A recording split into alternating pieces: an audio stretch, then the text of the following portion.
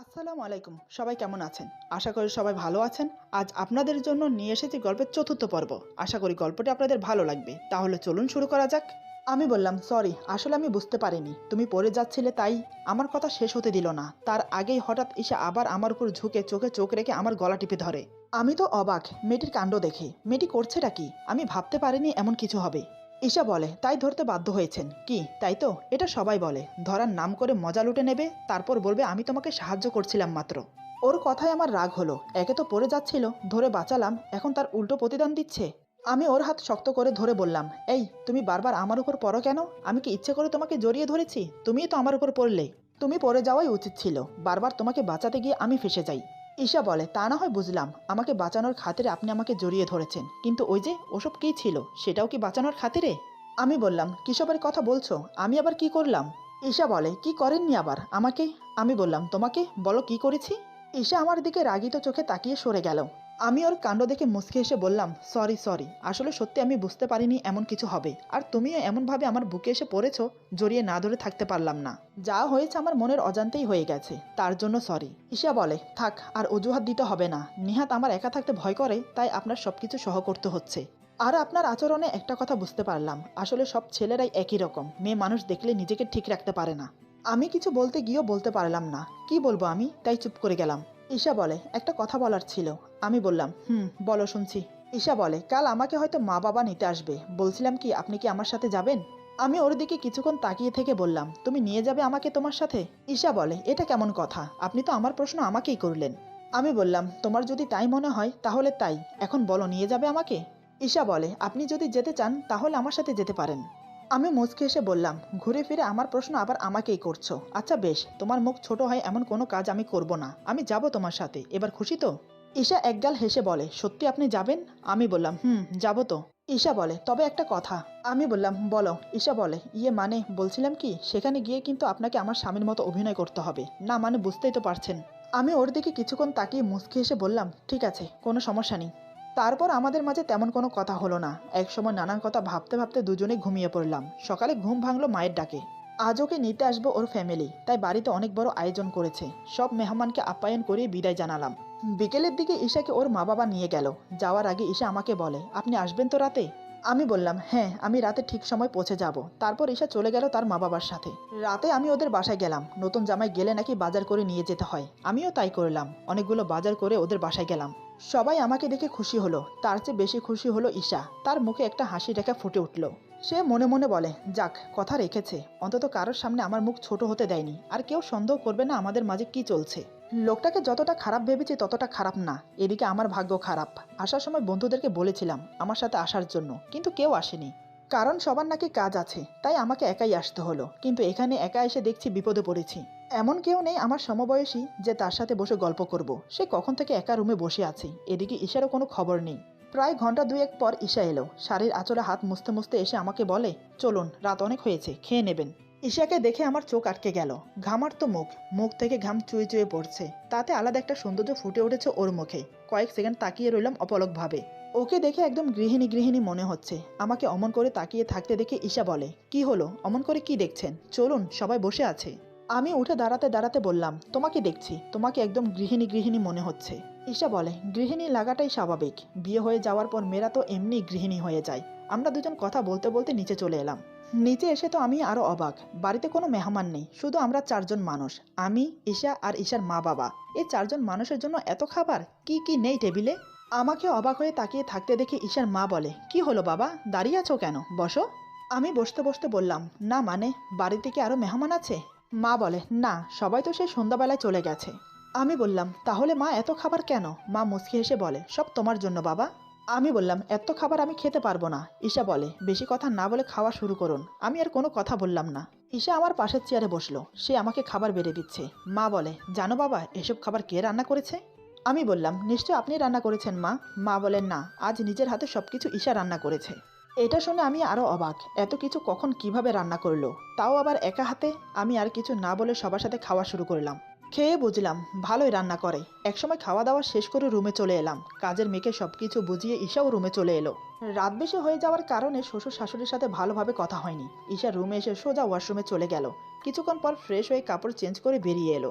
আমি তখন বারান্দায় দাঁড়িয়ে রাতের দৃশ্য দেখছি। বাহিরের পরিবেশটা খুবই মনোরম। ওর বারান্দা থেকে অনেক দূর পর্যন্ত দেখা যায়। ঈশা ধীর পায়ে এসে আমার পাশে দাঁড়ালো। ঈশা বলে, কফি খাবেন? আমি বললাম, মন্দ হয় না। ঈশা বলে, আপনি এখানে বসুন, আমি কফি নিয়ে আসছি।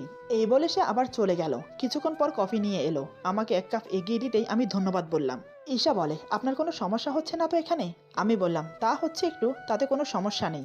তুমি কিন্তু খুব ভালো রান্না করতে পারো। আমার জন্য এত কিছু রান্না করার জন্য ধন্যবাদ। ঈশা বলে, এখানে ধন্যবাদের কি আছে? আপনাকে রান্না করে খাওয়াতে পেরে আমার ভালো লাগছে। সত্যি বলতে এই প্রথম আমি কারোর জন্য রান্না করেছি। এভাবে টুকিটাকি কথা বলে দুজন ঘুমোতে চলে এলাম। মাঝখানে বালিশ দিয়ে দুজন দুই পাশে শুয়ে পড়লাম। ঈশা বলে, আমার কথা রাখার জন্য ধন্যবাদ। আমি বললাম, এখানে ধন্যবাদ দেওয়ার কি আছে? তুমি না বললেও আমি আসতাম, কারণ এটা নিয়মে পড়ে। ঈশা বলে, তাই বুঝি? আপনি আবার নিয়ম কখন থেকে পালন করা শুরু করলেন? আমি বললাম, না করে উপায় আছে? মা বাবা টের পেয়ে যাবে না? হঠাৎ ঈশা বলে, সত্যি আপনি অনেক ভালো। এই 3 দিন আপনার সাথে থেকে এটা বুঝতে পারলাম, যতটা আপনাকে খারাপ ভেবেছি ততটা খারাপ না। আমি ভুরু কুঁচকে বললাম, হঠাৎ এই কথা? আমি কি এখনো পর্যন্ত খারাপ কিছু করেছি যার জন্য তোমার মনে হয়েছে আমি খারাপ? ঈশা বলে, না মানে ছেলেদেরকে আমি যতটা খারাপ মনে করতাম সেই ধারণা থেকে আপনাকে খারাপ মনে করতাম, কিন্তু আপনার সাথে থেকে বুঝতে পারলাম আসলে সব ছেলে খারাপ হয় না, ভালোও আছে। আমি বললাম, আচ্ছা ছেলেদের প্রতি তোমার এত ঘৃণা কেন, আমি কি জানতে পারি? ঈশা বলে, না আমি বলতে পারবো না। এই বলে কিছুক্ষণ নীরবতা কাটলো আমাদের মাঝে। নীরবতা ভেঙে ঈশা বলল, একটা কথা ছিল। এবার আমি ওর দিকে চোখ ছোট ছোট করে তাকিয়ে বললাম, আবার কি কথা? ঈশা বলে, না মানে বলছিলাম কি, আপনি যদি কিছু মনে না করেন মানে। এই বলে ঈশা চুপ হয়ে গেল। আমি বললাম, বলো কি বলতে চাও? ঈশা বলে, দেখুন অ্যাকচুয়ালি ডোন্ট মাইন্ড।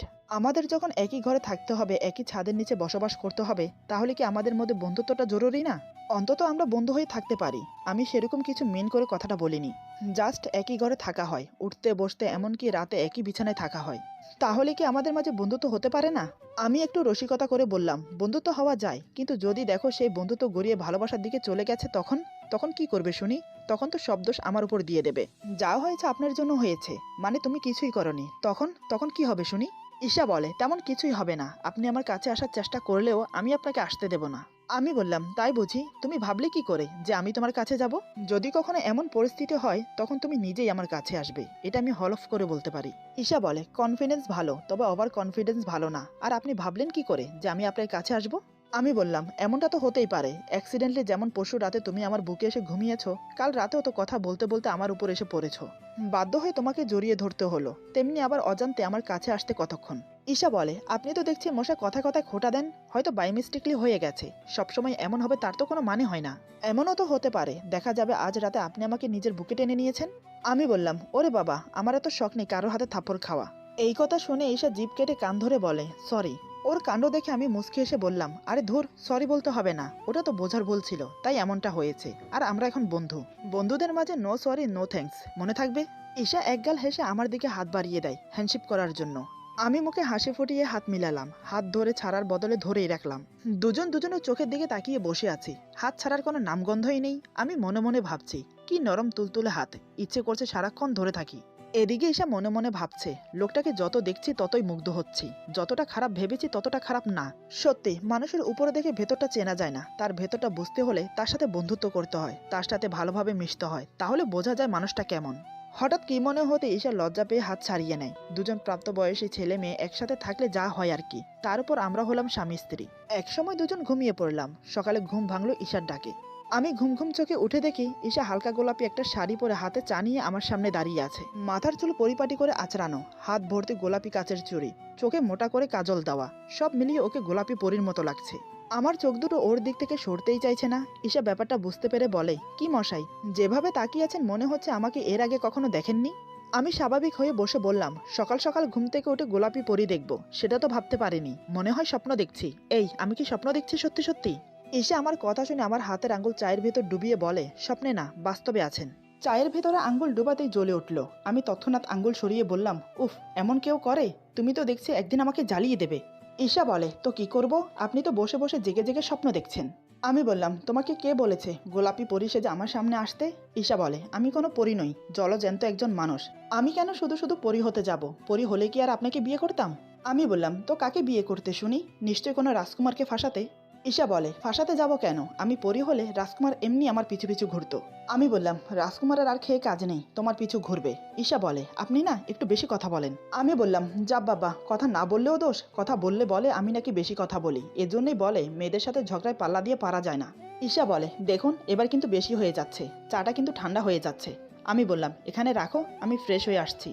এই বলে আমি বিছানা থেকে নেমে ঈশার কানের কাছে ফিসফিস করে বললাম, সত্যি তোমাকে আজ অপূর্ব লাগছে, একদম একটা পেতনির মতো।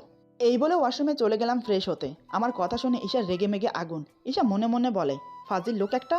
প্রথমে বলে আমাকে নাকি পরীর মতো লাগছে, এখন বলে আমি কিনা পেতনি, যত্ত সব। এই বলে চলে গেল। কিছুক্ষণ পর আমি ফ্রেশ হয়ে বেরিয়ে চাটা খেয়ে নিচে চলে গেলাম। গিয়ে দেখি সবাই বসে আছে। আমি বুঝলাম আমার জন্যই অপেক্ষা করছে। আমি যেতেই সবাই মিলে একসাথে নাস্তা করতে বসে গেল। নাস্তা করে আমি আর এসে একটু ঘুরতে বের হলাম আশেপাশে। ওদের এলাকাটা ঘুরিয়ে ঘুরিয়ে আমাকে দেখালো। দুপুরের দিকে ফিরে এসে ফ্রেশ হয়ে সবাই খাওয়া দাওয়া করে যার যার রুমে চলে গেল। আমি আর ঈশা গল্প করে বিকেলটা কাটিয়ে দিলাম। রাতে খাওয়া দাওয়ার পর ঈশা বলে, ছাদে যাবেন? আমি বললাম, এত রাতে ছাদে? ঠিক আছে চলো। বুঝতে পারছি ওর যেতে ইচ্ছে করছে, তাই আর না করলাম না। দুজন ছাদে গিয়ে রেলিংয়ের পাশে দাঁড়ালাম। বেশ ঠান্ডা ঠান্ডা ভাব, আকাশে পূর্ণিমা চাঁদ, তারাগুলো মিটিমিটি করে জ্বলছে। দেখতে ভারী সুন্দর লাগছে। ঈশা বলে, পরিবেশটা খুব সুন্দর তাই না? আমি বললাম, যা বলেছ। ঈশা বলে, এমন সুন্দর চাঁদনি রাতে ছাদে আসতে আমার খুব ভালো লাগে, কিন্তু। আমি বললাম, কিন্তু কি, ভয় পাও? ঈশা বলে, আরে না, ভয় পেতে যাব কেন, আসলে তেলাপোকার জন্য। আমি অবাক হয়ে বললাম, তেলাপোকা? ঈশা বলে, হ্যাঁ, আমাদের ছাদে অবশ্য নেই, পাশের ছাদ থেকে উড়ে আসে। আমি বললাম, তেলাপোকা আসলে তাতে কি? ঈশা বলে, ওরে বাবা, আমি তেলাপোকাকে ভীষণ ভয় পাই। আমি বললাম, এখন যদি একটা উড়ে এসে তোমার গায়ে পড়ে তখন কি করবে? ঈশা বলে, আমি তো মরেই যাব। আমি বললাম, এত ভয়? ঈশা বলে, এই একটা জিনিসই আমি এত বেশি ভয় পাই। আমি বললাম, তার জন্য তুমি আসার সময় ছাদের লাইট জ্বালিয়ে এসেছো কি, তাই তো? ঈশা বলে, নয়তো কি, অন্ধকারে গায়ে এসে পড়লে দেখবো কিভাবে? হে আল্লাহ, আজ যেন কোনো তেলাপোকা না আসে, মান সম্মান রেখো। মনে মনে কথাটা বলে, কিন্তু আল্লাহ হয়তো শোনেনি ওর কথা। আমি অন্যমনস্ক হয়ে অন্যদিকে তাকিয়ে আছি। ঈশা আমার পাশে দাঁড়িয়ে। হঠাৎ কোত্থেকে যেন উড়ে এসে বড় একটা তেলাপোকা ওর গায়ে পড়লো। ঈশা খেয়াল করেনি, কিন্তু আমার চোখে পড়লো। আমি ভাবছি বলবো কি বলবো না, আবার মনে মনে ভাবছি বলে দেখি না কেমন রিয়াক্ট করে, একটু মজা নেওয়া যাক। এই ভেবে আমি বললাম, ঈশা তোমার গায়ে তেলাপোকা। ঈশা আমার কথা বিশ্বাস করলো না। সে আমাকে বলে, মজা করছেন, দেখুন আমাকে ভয় দেখাবেন না। কথাটা বলতে বলতে ঘাড়ের দিকে তাকালো। তাকাতেই দেখে অনেক বড় একটা তেলাপোকা ঘাড়ে বসে আছে। এটা দেখেই তো তিরিং তিরিং লাফাতে শুরু করলো। লাফাতে লাফাতে হঠাৎ আমার গায়ে এসে পড়লো। আমিও টাল সামালতে না পেরে ওকে নিয়ে পড়ে যাই। আমি নিচেই, ঈশা আমার বুকের উপর শক্ত করে আমাকে জড়িয়ে ধরে আমার বুকে মুখ গুজে দিয়েছে। ঈশা বলে, আমাকে বাঁচান প্লিজ, তেলাপোকাটাকে সরান, আমার ভীষণ ভয় করছে। আমি বললাম, কিচ্ছু হবে না, আমি আছি তো, আর এই দেখো তুমি আমার বুকে আছো। ঈশা বলে, আমি কিছু শুনতে চাই না, আমাকে ধরে রাখুন। ওর কথা শুনে আমি ওকে শক্ত করে জড়িয়ে ধরলাম। ঈশা ভয়ে জোরে জোরে নিঃশ্বাস ফেলছে আমার বুকে। ধীরে ধীরে ওর বাঁধন আরো শক্ত হতে লাগলো। এদিকে আমি আমার নিয়ন্ত্রণ হারিয়ে ফেলছি। এমনত অবস্থায় নিজেকে ধরে রাখা অনেক কঠিন। আমি ওর পারছি না। অজান্তেই আমার দুটো হাত ওর শাড়ি ভেদ করে পিঠে বিচরণ করতে লাগলো। দু হাত দিয়ে ওর কোমর ধরে আরেকটু উপরে নিয়ে এসে ওর ঠোঁটে ঠোঁট ডুবিয়ে দিলাম। এক হাতে পিঠ শক্ত করে নিজের সাথে চেপে ধরি, অন্য হাতে চুলের মুঠি ধরে ঠোঁটে গভীরভাবে কিস করতে লাগলাম। এমনভাবে আঁকড়ে ধরলাম ওর ঠোঁট যে নিজেকে ছাড়াতেও পারছে না। দু হাতে আমার বুক খামচে ধরেছে, ওর নখ ফুটে যাচ্ছে আমার বুকে, সেদিকে আমার কোনো খেয়ালই নেই। ঈশার নিঃশ্বাস বন্ধ হয়ে আসছে, সে আর পারছে না, নিজেকে ছাড়ানোর অনেক চেষ্টা করছে, কিন্তু তাও পারছে না। এবার সে চিৎকার করে কান্না করে দেয়। ওর কান্নার শব্দে আমার ধ্যান ভঙ্গ হলো। আমি তৎক্ষণাৎ ওকে ছেড়ে দিলাম। ঈশা লাফিয়ে উঠে জোরে জোরে নিঃশ্বাস নিচ্ছে। আমি উঠে দাঁড়াতেই হঠাৎ সে আমাকে সজোরে একটা থাপ্পড় মারে। ঈশা কান্না করতে করতে বলে, আপনি একটা জানোয়ার, খুবই একটা খারাপ লোক। আপনার প্রতি আমার যে ধারণাটা জন্মেছে সেটা আপনি মিথ্যে প্রমাণিত করে দিলেন। যে বিশ্বাসটা জমেছে সেটা এক নিমেষে ভেঙে দিলেন। ছি, সুযোগ পেলেই বুঝি সদ্ব্যবহার করতে হয়। আমরা মেয়ে বলে কি মানুষ না? মেয়ে দেখলেই কি আপনাদের মতো ছেলেদের নেশা জেগে ওঠে? আমি আপনাকে কখনো ক্ষমা করব না। এই বলে কান্না করতে করতে দৌড়ে চলে গেল। আমি সেখানে পাথরের মূর্তির মতো দাঁড়িয়ে আছি। ওর কথায় আমি কিচ্ছু মনে করিনি। ওর উপর রাগও হচ্ছে না আমার, কিন্তু রাগ হচ্ছে নিজের প্রতি। আসলে দোষটা আমার, আমি নিজেকে কন্ট্রোল করতে পারিনি। কিন্তু আমি এবার কি করব? প্রতিবার মেয়েটা যদি আমার বুকে এসে ঝাঁপিয়ে পড়ে, তাহলে আমি পুরুষ হয়ে কি করে নিজেকে আটকাবো? নিজের প্রতি নিজেরই রাগ হচ্ছে এখন। বারবার একই ভুল করছি আমি। ও তো ঠিকই বলেছে, আমি একটা জানোয়ার। মাথা ফেটে যাচ্ছে আমার রাগে। তাই আর নিজেকে ধরে রাখতে পারলাম না। ছাদের রেলিংয়ের সাথে দু হাত দিয়ে দুটো ঘুষি মারলাম। তাতেই দু হাত ফেটে রক্ত পড়তে লাগলো। সেদিকে আমার কোনো খেয়াল নেই। কোন মুখে দাঁড়াবো আমি ঈশার সামনেই? দু হাতে মাথার চুল খামচে ধরে রেলিংয়ের সাথে হেলান দিয়ে বসে পড়লাম। ইচ্ছে করছে না নিচে যেতে। শ্বশুর বাড়িতে এসে এমনটা করা আমার একদম উচিত হয়নি। চলেও যেতে পারবো না, তাহলে ঈশার মুখ ছোট হয়ে যাবে। নিজেরও একটা মান সম্মান বলে কিছু আছে। সেখানেই বসে দু হাঁটুর উপর হাত ভাঁজ করে দিয়ে মুখ গুজে বসে রইলাম। চোখ থেকে টপ টপ করে জল পড়ছে কোলে। পুরুষ মানুষ সহজে কান্না করে না। যখন সে অসহায় হয়ে যায়, অতিরিক্ত কষ্ট পায়, তখন সে কান্না করে।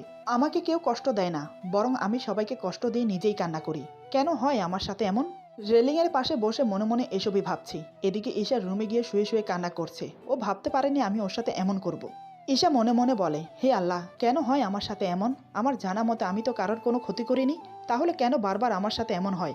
একবার তো নিজের সর্বোচ্চ হারিয়ে শূন্য হয়ে গেছি, সেই পরিস্থিতির মুখোমুখি কেন বারবার হতে হয়?